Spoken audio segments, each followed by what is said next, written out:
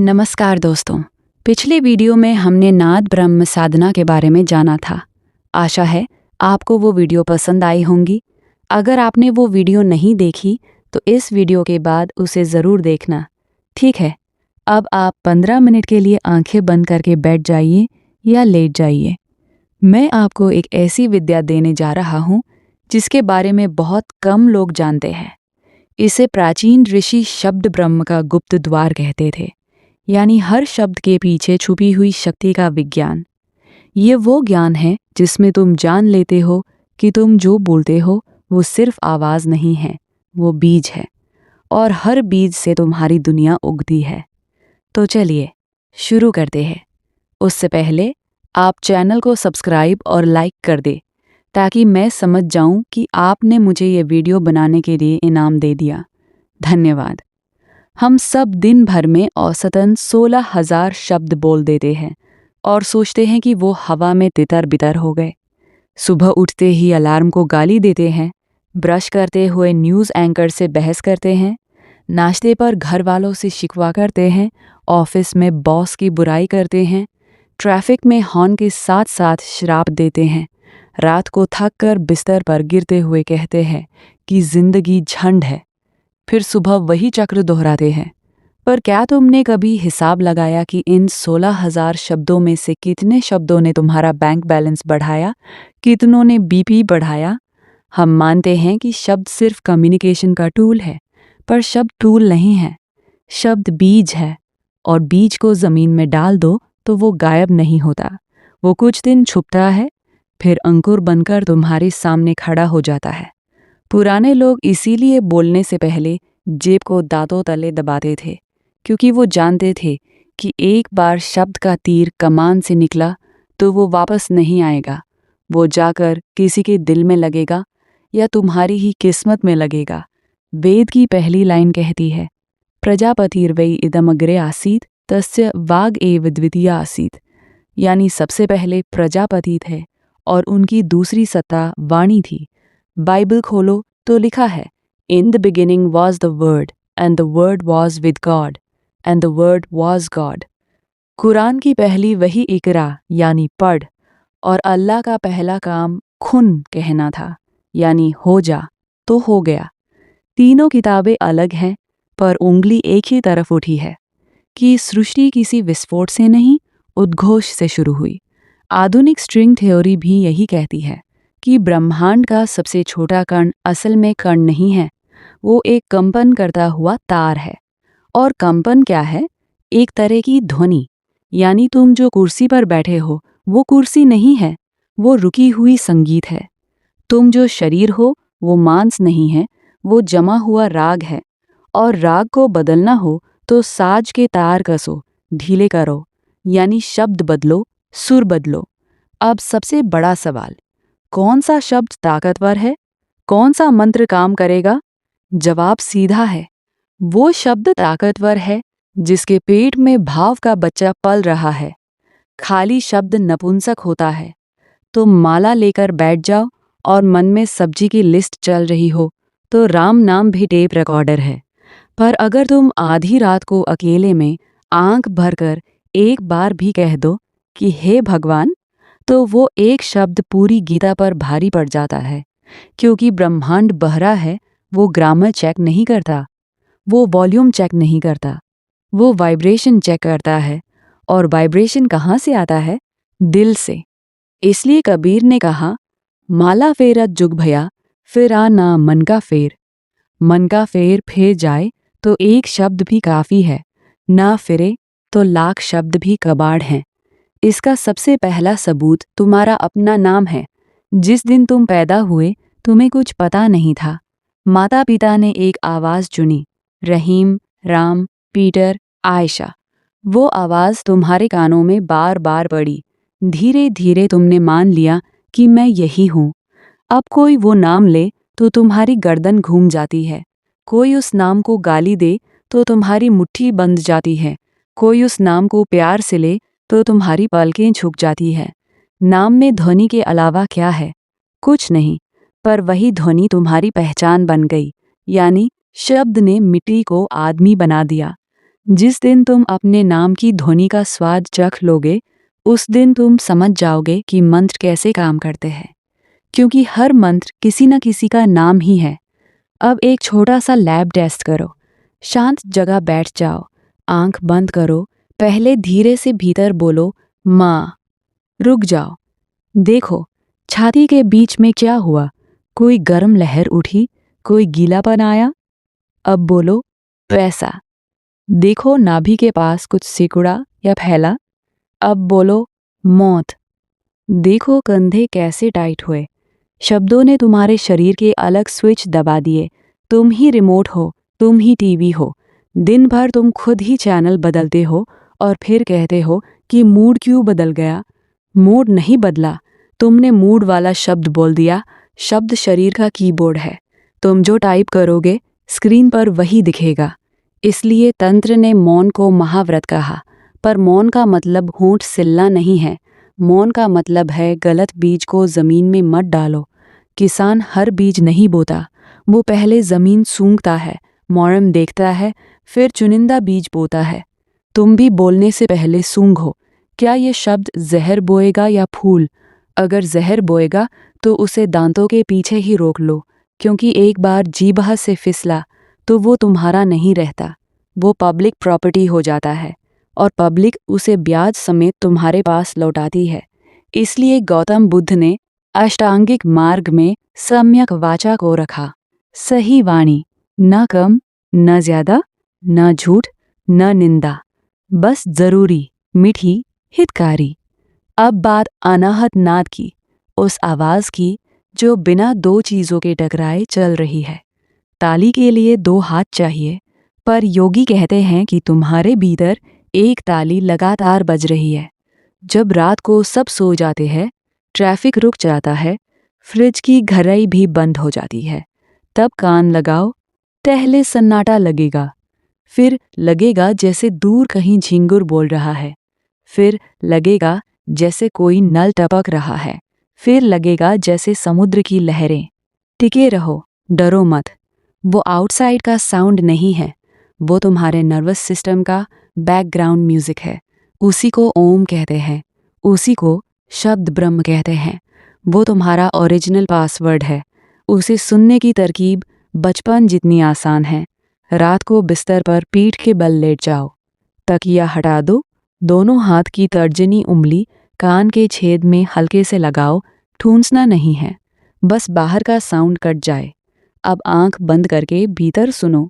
शुरू में खून की सनसनाहट लगेगी, फिर जैसे टीवी बंद करने पर शूं आती है वैसी आवाज आएगी। रोज 10 मिनट करो, एक हफ्ते में वो शूं पतली होकर बांसुरी जैसी हो जाएगी।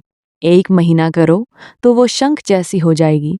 वो आवाज तुम्हारी नहीं है, वो तुम्हारे होने की है।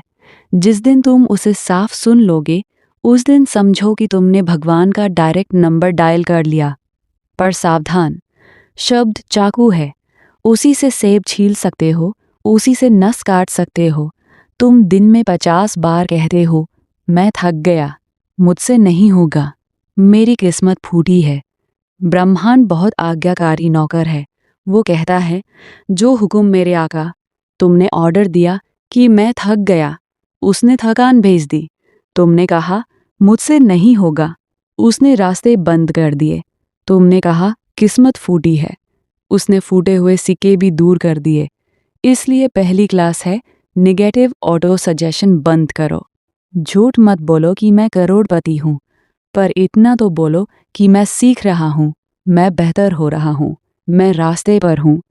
ब्रह्मांड को पॉजिटिव इंस्ट्रक्शन दो। रिश्तों की उम्र भी शब्द नापते हैं। जिस दिन तुम पत्नी को सुनो से सुन बे पर ले आते हो, समझो रिश्ते का बीपी बढ़ गया। जिस दिन दोस्त को यार से अबे पर ले आते हो, फासला घटने के बजाय बढ़ जाता है।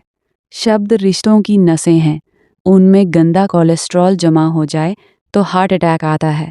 इसलिए पुराने लोग लड़ाई में भी एक लाइन नहीं क्रॉस करते थे। वो जानते थे कि गाली वापस ली जा सकती है, पर उसकी गूंज दीवारों में रह जाती है, और दीवारें ही तो घर हैं।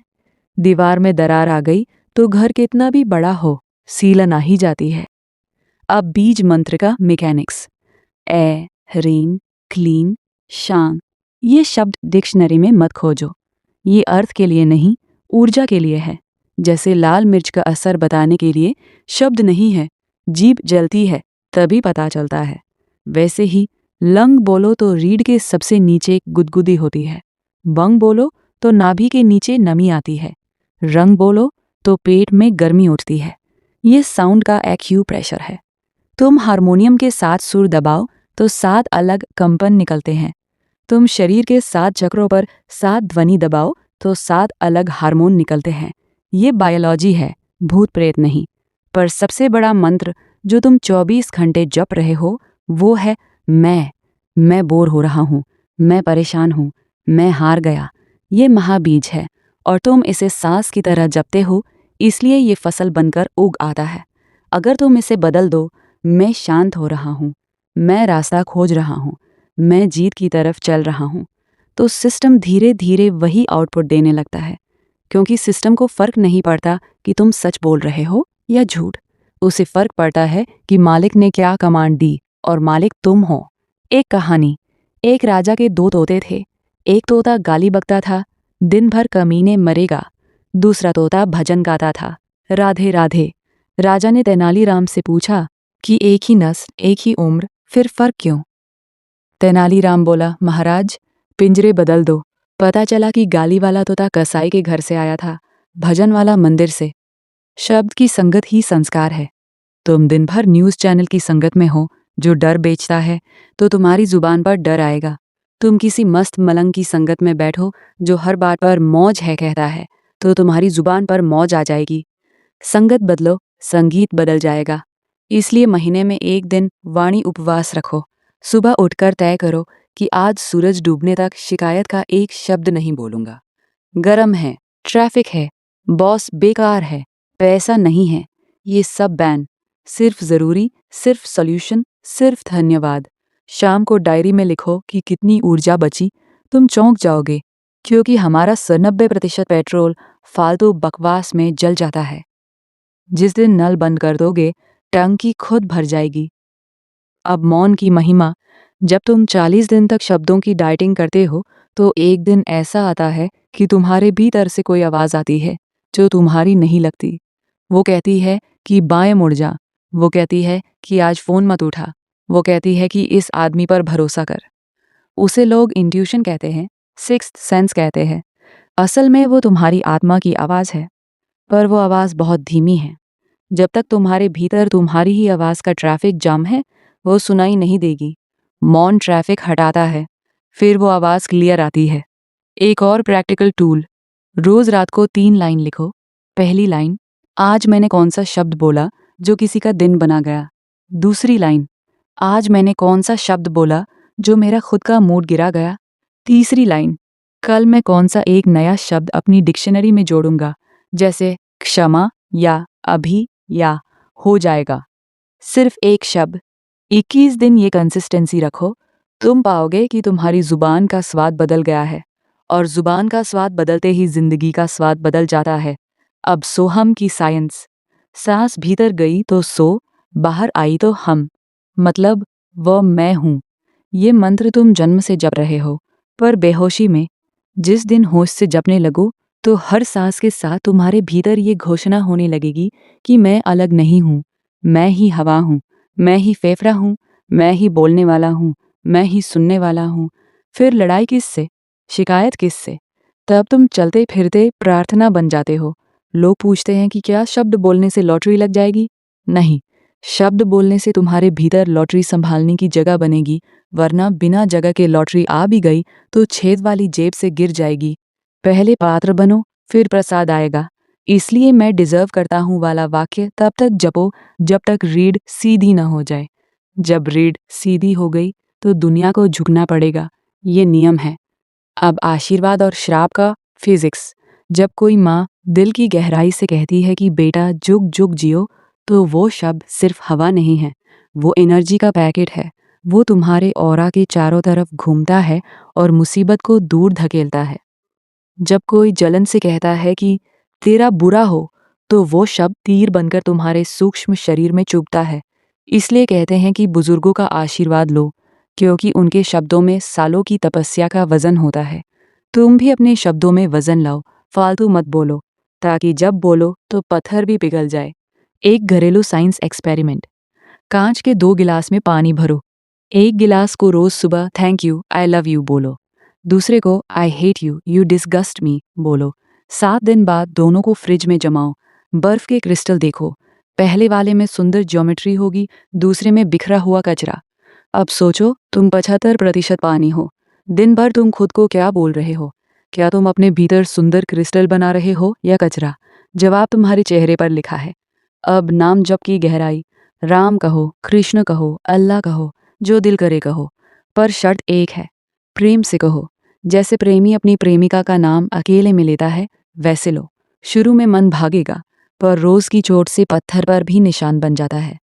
एक दिन ऐसा आएगा, फिर नाम लोगे नहीं, नाम तुमसे लिया जाएगा। उठते बैठते, खाते सोते, तब समझो कि शब्द सिद्ध हो गया। अब वो नाम तुम्हारा बॉडीगार्ड है, जहां जाओगे वो पहले जाएगा।